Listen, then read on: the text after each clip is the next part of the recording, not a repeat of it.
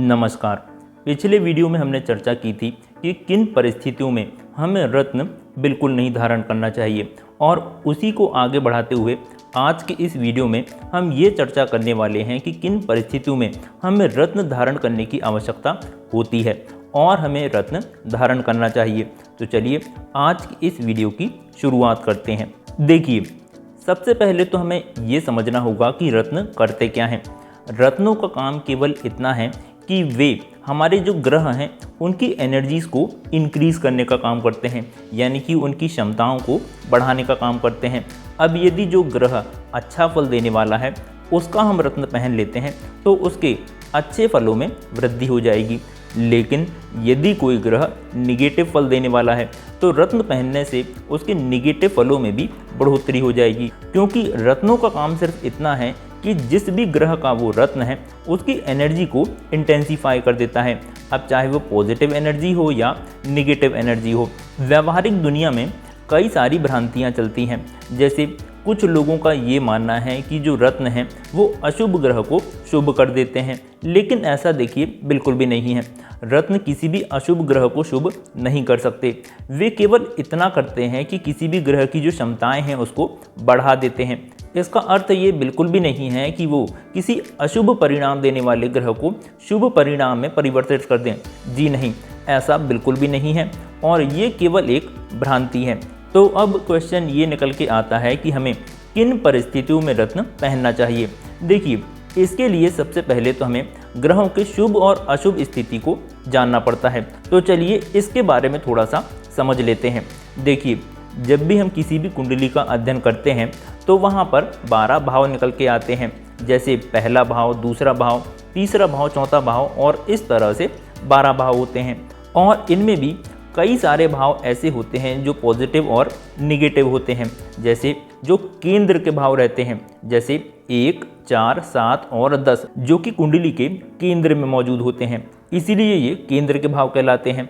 और इन भावों के जो स्वामी ग्रह होते हैं वो ज़्यादातर शुभ परिणाम देने वाले होते हैं, लेकिन हमेशा ऐसा नहीं होता, क्योंकि कुछ ग्रह ऐसे होते हैं जो 2 राशियों के स्वामी होते हैं। अब यदि कोई ग्रह केंद्र के अलावा त्रिक का भी स्वामी हो जाता है, त्रिक भाव का मतलब 6वां, 8वां और 12वां भाव, तो ये यहाँ पर एक्सेप्शन हो जाएगा। ऐसी स्थिति में इस ग्रह का रत्न नहीं पहना जा सकता। इसी तरह से एक और भ्रांति है कि जो त्रिकोण के भाव रहते हैं। अब त्रिकोण के भाव कौन से कहलाते हैं? त्रिकोण के भाव कहलाते हैं 1, 5वां और 9वां भाव। ज़्यादातर ज्योतिषी इन भावों के स्वामी के रत्नों को पहनने की सलाह दे देते हैं, लेकिन इनके साथ साथ हमें ये भी देखना होता है कि केंद्र या त्रिकोण के स्वामी ग्रह कहाँ पर बैठे हैं, कुंडली के किस भाव में बैठे हैं। यदि वे शुभ भावों में बैठे हैं और उनका बल कम है तभी उनके रत्नों को पहनने से हमें लाभ देखने को मिलेगा, लेकिन यदि वे ग्रह ऑलरेडी पावरफुल हैं, इसका मतलब ये कि उनकी degree 12 degree, 13 degree, 14 degree, 15, 16, 17, 18 degree तक है, तो ऐसे ग्रह पूर्ण रूप से शक्तिशाली माने जाते हैं और ऐसे ग्रहों के रत्न पहनने की बिल्कुल आवश्यकता नहीं होती है। बल्कि ऐसी स्थिति में तो उन ग्रहों के रत्न पहनने से फायदे की जगह नुकसान देखने को मिलता है। क्योंकि देखिए, इसको आप कुछ इस तरह से समझिए, एक ग्लास है जिसमें पानी पूरी तरह से भरा हुआ है, पूरा ऊपर तक। अब यदि इसमें और ज़्यादा पानी मिलाया जाएगा तो वो जो पानी है वो ग्लास से छलककर नीचे गिरने लगेगा। कुछ इसी तरह का सिद्धांत आप ग्रहों के और रत्नों के बारे में भी समझ सकते हैं। एक ग्रह की एक सीमा होती है, वो केवल वहीं तक पावरफुल हो सकता है, जैसे कि 15 डिग्री के आसपास। अगर वो उतना पावरफुल है तो ऐसी स्थिति में उस ग्रह के रत्न पहनने से फायदे की जगह नुकसान भी हो सकता है। और इसी तरह से यदि कोई ग्रह शुभ है, इसका मतलब ये कि केंद्र और त्रिकोण का स्वामी है और इन्हीं भावों में बैठा हुआ है, लेकिन उसका जो बल है वो बहुत ही ज़्यादा कम है, हो सकता है वो बाल्यावस्था में हो, इसका मतलब ये कि उसकी जो डिग्री है वो 0 से लेकर 3 डिग्री तक हो, या हो सकता है वो मृत अवस्था में हो, इसका मतलब ये कि उस ग्रह की जो डिग्री है वो 27, 28 या 30 डिग्री के आसपास की हो। तो ऐसी स्थिति में उस ग्रह को बहुत ही ज़्यादा कमज़ोर मान लिया जाता है, और चाहे वो ग्रह कितना भी शुभ हो लेकिन उसमें बल ही नहीं होता ताकि वो अपने जो अच्छे परिणाम हैं उनको दे सके। ऐसी स्थिति में हमें उस ग्रह के रत्न बहुत ही ज़्यादा फायदा करते हैं और इन्हीं ग्रहों के रत्न हमें पहनने चाहिए, क्योंकि रत्न पहनने से ऐसे ग्रहों का जो बल है उसमें बढ़ोतरी होती है और उनके द्वारा मिलने वाले अच्छे फलों में भी काफ़ी ज़्यादा बढ़ोतरी देखने को मिलती है। और इसी के कारण ऐसे ग्रहों के रत्न हमें पहनने चाहिए जो शुभ फल प्रदान करने वाले हैं और कमज़ोर हैं, यानी कि डिग्री वाइज कमज़ोर हैं। तो ऐसे ग्रहों के रत्न पहनने से हमें बहुत ही ज़्यादा फायदा होता है।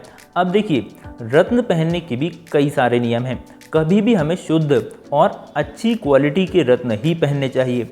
कई बार क्या होता है, जैसे मान लें आज की डेट में किसी ने पुखराज पहनने की इच्छा जताई, लेकिन पुखराज या येलो सफ़ायर आज इतना महंगा आता है कि एक अच्छा येलो सफ़ायर कई सारे लोग नहीं पहन पाते हैं। तो इसके लिए क्या करना चाहिए?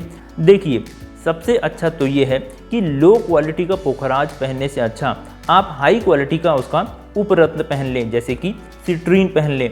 वो आपको ज़्यादा फ़ायदा देगा, क्योंकि जितनी ज़्यादा रत्नों की अच्छी क्वालिटी होगी उनका असर भी उतना ही अच्छा होगा।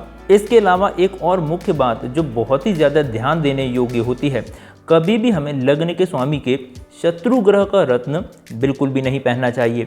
देखिए, किसी भी कुंडली में लग्न या प्रथम भाव बहुत ही ज़्यादा इम्पॉर्टेंट होता है। वो हमारा शरीर और व्यक्तित्व होता है, जिसका कमज़ोर होना हमारे लिए बहुत ही ज़्यादा हानिकारक होता है। इसीलिए कभी भी कुंडली के अनुसार रत्न पहनने से पहले हमें ये देखना बहुत ज़रूरी हो जाता है कि कहीं वो रत्न हमारे लग्नेश का शत्रु तो नहीं है, क्योंकि यदि ऐसा होगा तो वो हमारे लिए एक नुकसान हो सकता है। देखिए, हो सकता है कोई रत्न पहनने से आपके पास पैसा आ जाए, लेकिन हो सकता है उसी रत्न के पहनने से आपका जो स्वास्थ्य है वो काफ़ी तेज़ी से गिरता चला जाए। और यदि ऐसा होता है तो भले ही आपके पास पैसा तो आ जाएगा, लेकिन वो आया हुआ पैसा आपकी बीमारी और आपके खर्चों में चला भी जाएगा। तो ऐसी स्थिति में उस रत्न को ना पहनना ही आपके लिए सर्वदा फायदेमंद रहता है। इसके बाद सबसे महत्वपूर्ण चीज़ जो रत्न पहनने से पहले हमें देखना चाहिए, वो हमें देखना चाहिए महादशा और अंतर्दशा। देखिए, क्योंकि कुंडली में होता ये है कि कोई ग्रह आपका बहुत ही अच्छा राजयोग कारक हो सकता है, लेकिन जब तक उस ग्रह की दशा आपके जीवन में नहीं आएगी, आपको उस ग्रह के सही परिणाम देखने को नहीं मिलेंगे। इसलिए किसी भी रत्न को पहनने से पहले सबसे पहले आपको ये देखना होता है कि आपकी प्रेजेंट में और आगे आने वाले समय में किन ग्रहों की महादशा और अंतर्दशा आने वाली है। यदि मान लीजिए आगे आने वाले 1 से 2 वर्षों में या 1 से 2 महीनों में आपके किसी बहुत ही शुभ ग्रह की महादशा या अंतर्दशा शुरू होने वाली है, तो ऐसी स्थिति में उस ग्रह के रत्न आपको बहुत ही ज़्यादा तीव्र फायदा पहुंचा सकते हैं। लेकिन यदि कोई ग्रह आपका बहुत ही ज़्यादा योग कारक है और आपने उसका रत्न पहन भी लिया, लेकिन उसकी दशा आपके जीवन में है ही नहीं या बहुत आगे है, तो ऐसी स्थिति में उस रत्न का आपको विशेष फ़ायदा देखने को नहीं मिलेगा, क्योंकि उस ग्रह की दशा आपके जीवन में आ ही नहीं पाएगी, जिसके कारण आप जो रत्न पहनेंगे उसका पूर्ण लाभ आपको देखने को नहीं मिलेगा।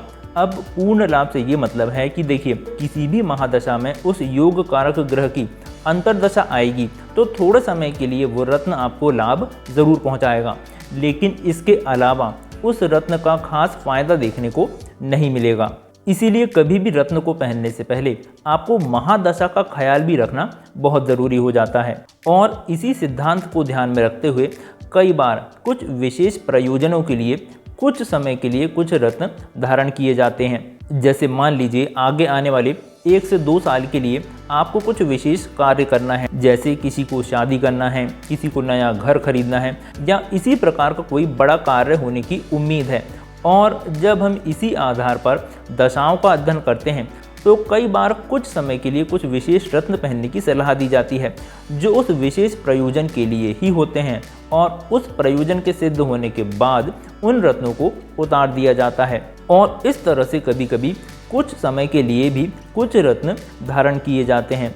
लेकिन कुछ रत्न ऐसे होते हैं जो आपके जीवन रत्न होते हैं, जो आप सारी ज़िंदगी पहन सकते हैं। और ज़्यादातर ये रत्न आपके लग्नेश के स्वामी का ही होता है, क्योंकि लग्न, जैसा कि मैंने पहले भी कहा, आपका सबसे महत्वपूर्ण हिस्सा होता है। लग्नेश का बली होना आपके जीवन की आधे से ज़्यादा समस्याओं को दूर कर देता है।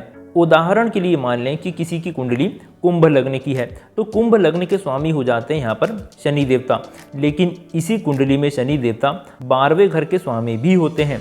तो ऐसी स्थिति में शनि देवता का रत्न जो कि नीलम होता है, इसको पहनना बहुत ही ज़्यादा रिस्की हो सकता है, क्योंकि शनि लग्नेश तो हैं, लेकिन क्योंकि वे 12वें भाव के भी स्वामी हैं, इसीलिए नीलम रत्न फायदे से ज़्यादा नुकसान पहुंचा सकता है। और ऐसी स्थिति में रत्न को न पहनना ही आपके लिए सर्वदा फायदेमंद रहता है। तो यदि आपको किसी तरह का रत्न अपने जीवन को बेहतर बनाने के लिए पहनना ही है, तो सबसे पहले आपको केंद्र और त्रिकोण के भाव देखने होंगे और वहाँ पर मौजूद ग्रहों को देखना होगा। केंद्र और त्रिकोण भाव के स्वामी ग्रहों में से जो भी ग्रह अच्छी स्थिति में हो और कमज़ोर स्थिति में हो, ऐसी स्थिति में आप उस योग कारक ग्रह का रत्न पहन सकते हैं और इससे आपको लाभ हो सकता है। तो चलिए आज की इस वीडियो में इतना ही, जहां हमने ये समझने की कोशिश की कि किन स्थितियों में रत्न पहनना आपके लिए काफ़ी ज़्यादा फायदेमंद साबित हो सकता है। यदि आपको आज का ये वीडियो पसंद आया हो तो इस वीडियो को लाइक और शेयर ज़रूर कीजिए, साथ ही साथ इस चैनल को भी सब्सक्राइब ज़रूर कर लीजिएगा। तो चलिए आज की वीडियो में इतना ही, धन्यवाद।